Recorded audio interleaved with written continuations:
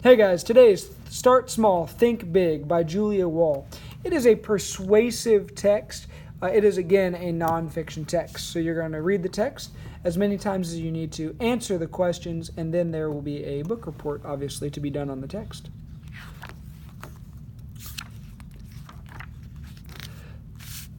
From Small Beginnings. Starting a business takes time, energy, and courage.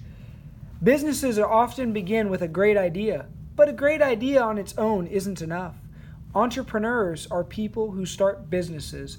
They get ideas by looking for a need. Then they figure out a way to meet it. Starting small, they think big and work hard to make things that people will want to buy. Entrepreneurs have to convince people that their ideas are good and find the money to start their businesses. Entrepreneurs often have setbacks. They keep going even when other people tell them that their enterprises, their ideas, aren't possible. When people finally succeed in starting businesses, they can make a big difference. So this is Lila and Dewitt Wallace. They took big risks and started a new business, and the business they started was the Reader's Digest magazine. In 1919, Dewitt and Lila Wallace had the idea of starting a nonfiction magazine. They wanted to have short articles that informed and entertained people. Dewitt Wallace began a process of finding nonfiction articles that had already been published. He revised the articles so that they were shorter. He summarized them.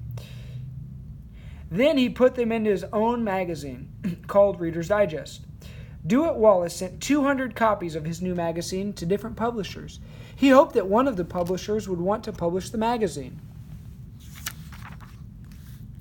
All the publishers said that Wallace's idea wouldn't work, but the Wallaces were determined to succeed.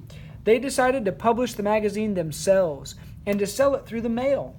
The Wallaces sent samples of the magazine to people that they thought would be interested in buying it. Many people said they enjoyed the articles. The Wallaces raised funds to print 5,000 copies of the first Reader's Digest in 1922. The magazine was an instant success. In 1926, 20,000 copies were sold. That is hugely improving the 5,000 initial copies. By mail in the United States. In 1929, Reader's Digest began selling on newsstands as well as by the mail. The number of copies of Reader's Digest sold in the U.S. So we started at none, obviously in 1920. And then 1940, we had 2, not 2 though, but this is number in millions. So by 1940, they had 2 million copies being sold. Now we're past 2010, but in their height, in the 90s and 80s, there were over 14 million, like over 16 million, almost 18 million copies of this magazine being sold. In 2010, Reader's Digest began publishing 10 times a year instead of 12. This meant fewer copies were published. The Wallaces wanted to give something back to their community. They were passionate about education and the arts, so they gave some of the money they made from the magazine to the Juilliard School, a performing arts school in New York City. The Wallaces died in the early 1980s.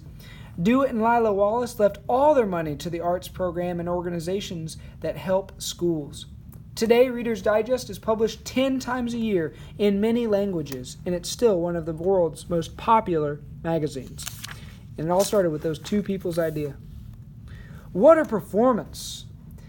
In the 1950s, Alvin Ailey also had a great idea. He wanted to make dance more exciting. He wanted to encourage people to take up dance. Alvin Ailey was born in Rogers, Texas in 1931. There were no jobs in Rogers, so Ailey and his mother moved a lot. His mother had many different jobs, such as picking cotton and doing housework. When Ailey was 11 years old, they moved to Los Angeles. In the 1930s, many people were out of work because of the Great Depression. This was a time when banks and businesses closed and millions of people lost their jobs and homes. At this time, black people didn't have the same rights as white people in some places, and many could not receive as good of education, and it made it harder for them to get work. And this is something that impacted the Ailey family. Ailey became interested in dance in Los Angeles. He trained at the dance with a dance teacher, Lester Horton. In the early 1950s, Ailey moved to New York City. He wanted to learn more about performing, so he studied ballet, modern dance, and acting. He also worked as a dancer and an actor. In 1958, he formed the Alvin Ailey American Dance Theater. He wanted to use dance to help show what the African American experience was like. The company's first major performance was an innovative ballet called Blue Suite. Blue Suite combined jazz ballet and modern and African American dance. There's Alvin Ailey. Ailey's tough upbringing inspired Blue Suite and many other works. Revelations, his most popular dance routine, told the story of Ailey's childhood in Texas. The Alvin Ailey American Dance Theater is well known around the world. Its dancers performed in concerts and on television for millions of people. Ailey was enthusiastic, energetic, and caring. He believed in giving children opportunities. He started education programs to help children learn dance and life skills, like teamwork and respect. Alvin Ailey died in 1989, but his dance company is still growing strong. Chapter 3. Helping the Little Fellows. Amedeo Giannini wanted to help ordinary people. Amedeo Giannini was a compassionate person, so he had empathy, who helped others by starting a business. Before the 1900s, banks only let wealthy people and businesses open bank accounts and borrow money. Only letting the wealthy people borrow money. Banks didn't want customers who were immigrants, like Giannini's parents. They had moved to the United States from Italy in 1860s. So Giannini borrowed money from friends and families, and he started his own bank. Giannini opened his bank in San Francisco in 1904. He called it the Bank of Italy. The new bank offered savings accounts and loans to the little fellows, as he called them. Giannini lent money to regular people, such as farmers, laborers, and store owners. Many of them were immigrants, too. Giannini's undertaking was successful. Within a year, the Bank of Italy had several thousand customers. In 1906, an earthquake destroyed much of San Francisco. The Bank of Italy building was ruined, but Giannini was determined to keep going. He set up his bank out in the street. He used a plank and 2 barrels as a desk and offered loans to help businesses rebuild after the quake. Many buildings collapsed when the earthquake struck San Francisco in 1906. Giannini opened more Banks of Italy offices across California.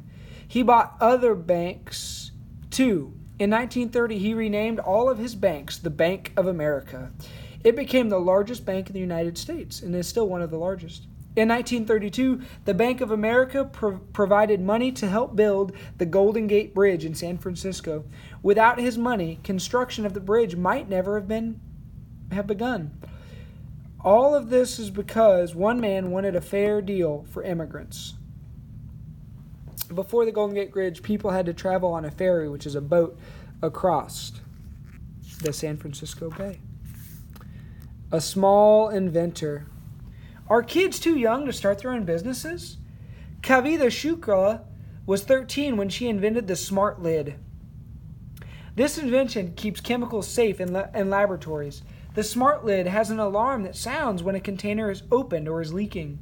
Kavita got the idea when her mom forgot to screw on the gas cap after filling the car. Kavita's second invention came after she drank polluted water in India. Her grandmother gave her a mixture of spices to keep her from getting sick. It was an old remedy, and it worked. Kavita wondered if some of these spices could also be used to preserve food. She discovered that food wrapped in paper treated with the spices lasted weeks longer than food in regular packaging. The spice paper is also natural. It broke down in the trash. Now Kavita runs a company that sells the paper she created. A lot of food is thrown away because it spoils. Kavita believes her invention can help more people eat fresh food. Started up. Businesses are good for communities. They create jobs and bring energy and vibrancy to an area. Businesses give back to the community too. Many take part in community events like festivals. Some use their profits to help people in need. Communities must encourage businesses to start up in their areas. Businesses help communities grow and make them better places to live. Lastly, You read about successful entrepreneurs who were courageous and determined. Entrepreneurs take big risks to start something new. Some entrepreneurs grow their small businesses into large ones. They give some profits back to their communities. So keep your eyes and ears open for new ideas. You could be an exceptional entrepreneur who starts small, thinks big, and helps your community too. Above this is Bill and Melinda Gates. Bill started Microsoft when he was a teenager.